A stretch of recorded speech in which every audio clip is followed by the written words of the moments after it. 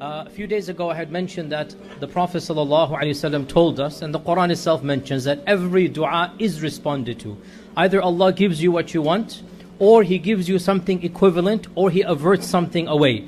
And I mentioned very briefly, unless there's an impediment, unless there is something that is called in Arabic, mawani' ad-du'a. In today's very brief khatira, I'll mention the three main factors that prevent dua from being answered. The three main factors, there are more than three, but time is limited. Number one, our Prophet ﷺ said, Allah does not accept the dua from the one whose heart is oblivious. Min qalbin ghafil. If your heart is not in the dua, you're not making dua. If you're just repeating something from a book, if you're just saying things like a parrot, if you have no idea what you're saying, if you don't have ikhlas and taqwa, you are just mumbling phrases. So the Prophet ﷺ said, Allah does not accept the dua from the one whose heart is somewhere else. Min qalbin ghafil.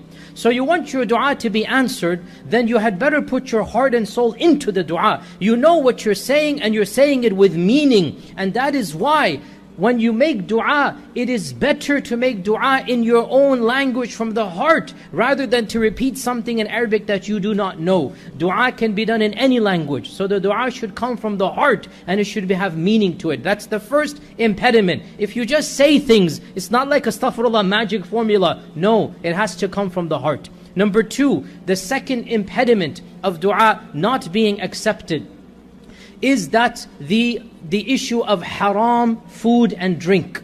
The issue of eating and drinking from haram money. So when your body is being fed from haram, and when you don't care about where your money comes from, well then the dua will be rejected. And our Prophet ﷺ gave the example of the traveler who is far away from his family. He is tired, dusty, disheveled, and he's all alone. He raises his hands up to Allah. He says, Ya Rabbi, help me, Ya Rabbi, help me.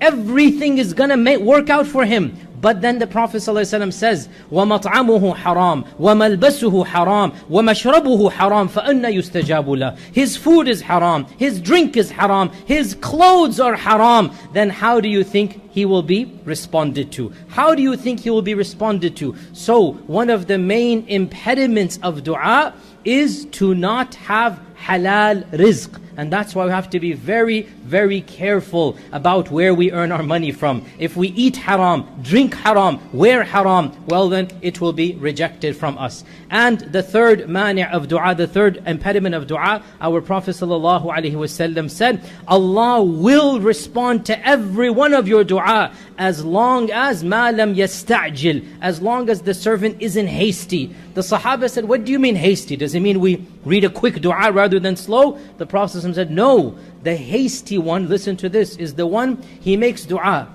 and he doesn't see the response. So he says, Allah is not going to respond, and he stops making dua. He stops making dua because he doesn't see the effect of the dua. And the Prophet ﷺ is saying, Allah will respond as long as you don't give up.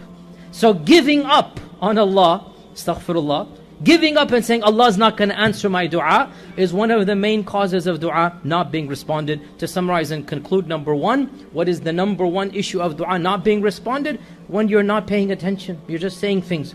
Number two, you don't care about your rizq, you're not care about where your own money is coming from, then the dua itself is not going to be responded. And number three, when you're hasty in dua. Don't do these things, and inshallah your dua will be responded to.